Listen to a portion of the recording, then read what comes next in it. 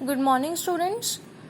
आज का हमारा टॉपिक है scan conversion in computer graphics.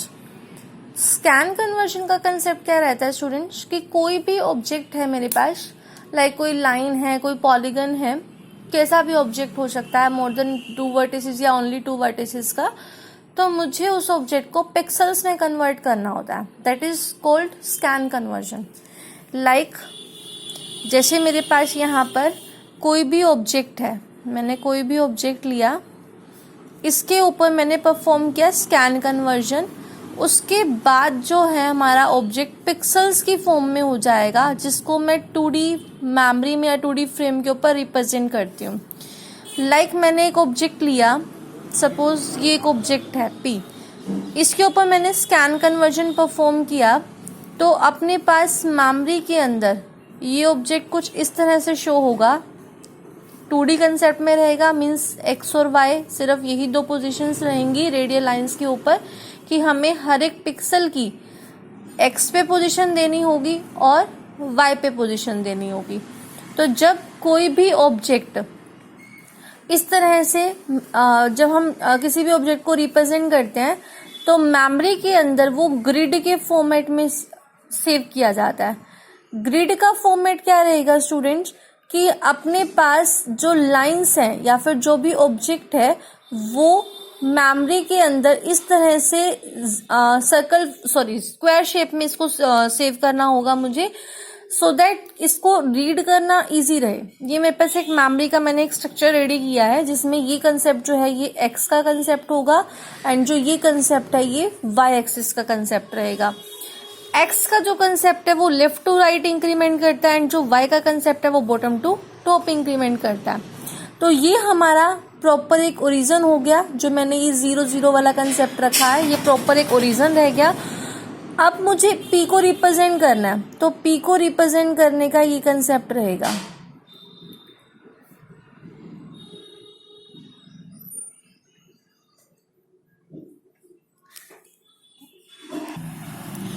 तो इस तरह से P जो है वो मेमोरी में स्टोर किया जाएगा। मेमोरी में जब हम इसको सेव करते हैं तो ये हमारे इस तरह से इनकी पिक्सल्स को हम स्कैन करना होगा।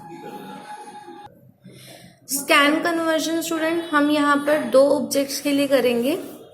फर्स्ट हम लेकर चलेंगे लाइन के लिए, एंड सेकंड हम लेकर चलेंगे सर्कल के लिए। लाइन के लिए मेरे पास 2 मेथड्स हैं। First one is DDA and second one is Bresenham. तो स्टूडेंट आपको पता है कि 2 मेथड एक ही कंसेप्ट के लिए तभी होते हैं जब फर्स्ट में कुछ ना कुछ डीमेरिट्स रहती हैं।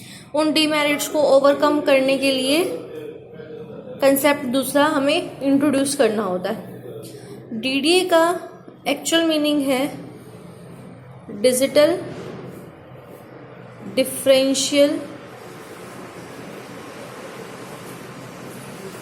एनालाइजर। तो DDA जो है वो कंप्लीटली डेसिमल पे काम करता है, डेसिमल वैल्यूज पे, और ब्रेसहैनम जो है वो इंटीजर पे काम करता है, इंटीजर वैल्यूज पे।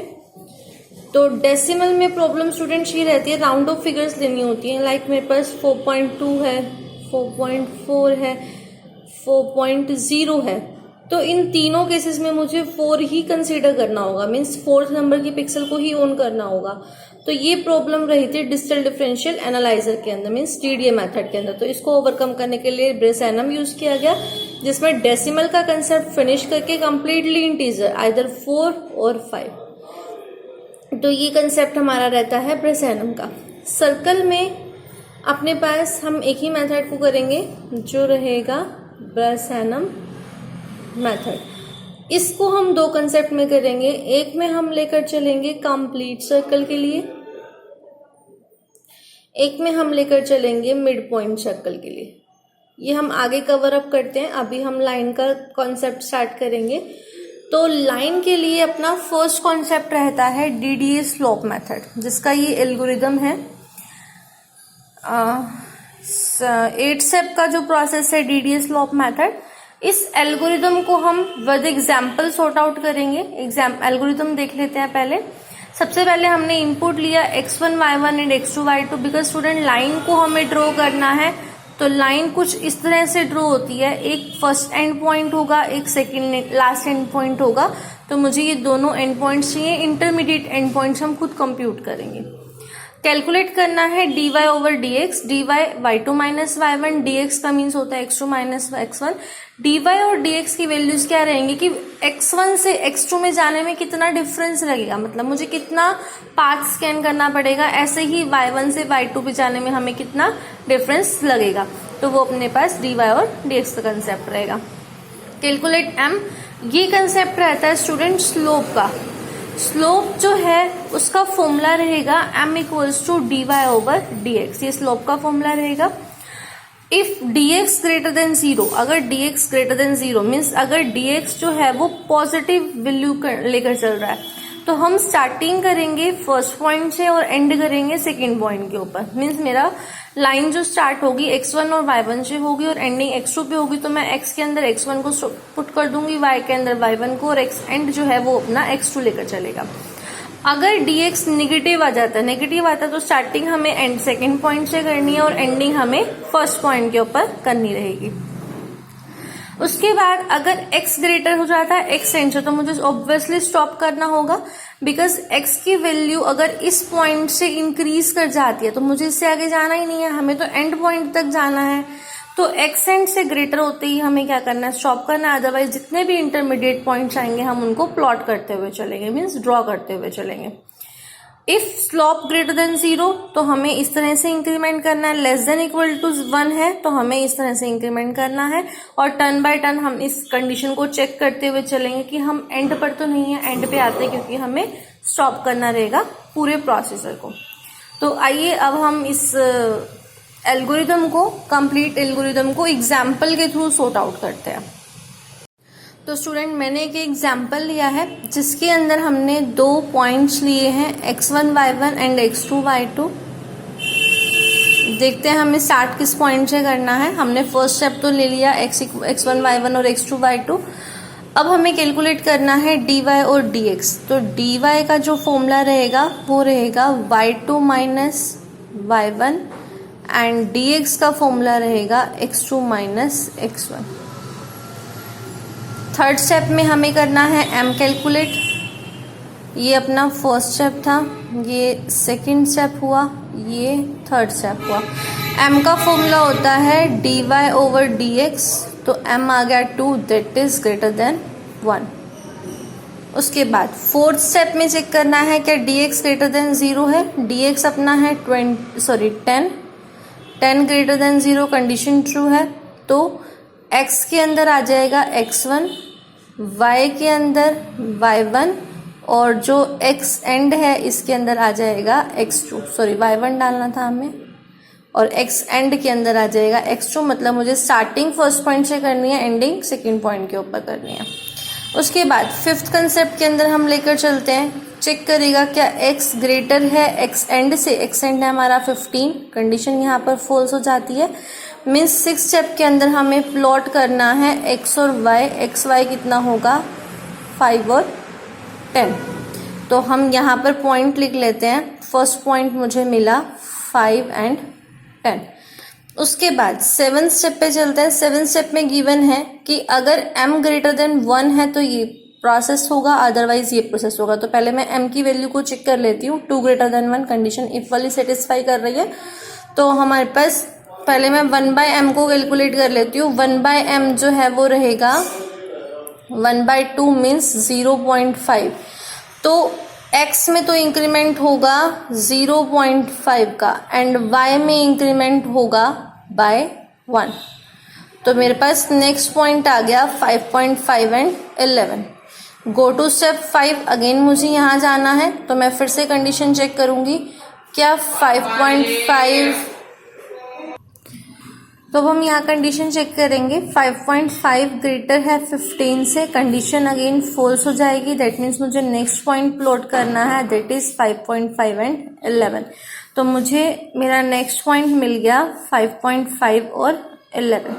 उसके बाद अगेन हम चेक करेंगे, m हमारा अगेन वही रहेगा, ग्रेटर देन 1 ही है, तो मुझे यही स्टेप परफॉर्म करना है। दैट मीन्स मेरी नेक्स्ट वैल्यू होगी 6 एंड 12, बिकॉज x में इंक्रीमेंट करना है 0.5 का और y में इंक्रीमेंट करना है 1 का। तो स्टूडेंट मैं यहीं कर देती हूँ पॉइंट्स, ये 6 हो जाएगा, 12, 6.5, 13, 7, 14, 7.5, 15, 8, 16, 8.5, 17, 9, 18, 9.5, 19 एंड प्रोसेस कब तक मूव ऑन करेगा, जब मुझे यहाँ पर 15 और 30 मिल जाएगा। जैसे ही 15.5 होगी स्टूडेंट और इसकी वैल्यू 31 होगी, हम यहाँ कंडीशन चेक करेंगे कि 15.5 ग्रेटर है 15 से, ऑब्वियसली कंडीशन ट्रू है, तो यहीं पर अपना प्रोसेस स्टॉप हो जाएगा और मुझे इन पॉइंट्स को प्लॉट करना नहीं रहेगा, बिकॉज 6 पॉइंट पे मैं नहीं जा पाऊंगी, 5th में ही हमें क्या करना होगा, स्टॉप करना होगा इस तरह से। तो ये प्रोसेस था स्टूडेंट DDA का। तो आइए अब हम इन्हीं पॉइंट्स को ड्रॉ करके देखते हैं। इसका वन मोर डिसएडवांटेज निकलेगा, मैं यहीं पर इसको ड्रॉ कर दे रही हूँ।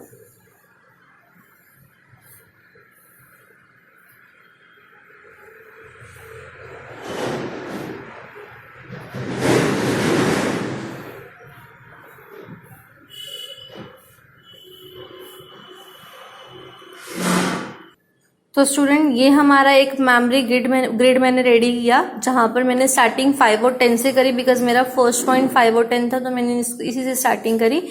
तो फर्स्ट पॉइंट स्टूडेंट हमारा 5 और 10 रहेगा, मैंने ये कंसेप्ट लिया 5 एंड 10 का।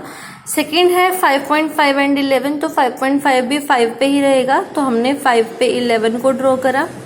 उसके बाद नेक्स्ट पॉइंट है अपना 6 एंड 12, तो 6 एंड 12 हुआ। उसके बाद 6.5 पे 13, तो भी 6 कंसीडर किया, 6 पे 13 हो गया। 7 पे 14 रहेगा एंड 7.5 पे 15 रहेगा। नेक्स्ट 8 पे 16 है एंड 8.5 पे 17 है, ऐसे ही इस तरह से हमारा ये कंसेप्ट रहेगा स्टूडेंट। तो जब हम स्टूडेंट लाइन को ड्रॉ करते हैं, हम हमेशा इंटरसेक्शन पॉइंट्स को कंसीडर करके चलते हैं, तभी लाइन हमारी विजिबल होती है।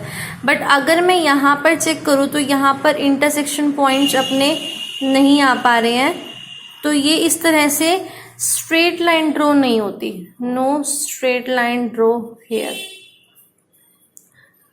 जिगजैग में लाइन आती है। ये इसका सबसे बड़ा डीमेरिट है, किस वजह से, कोज ऑफ डेसिमल कैलकुलेशन।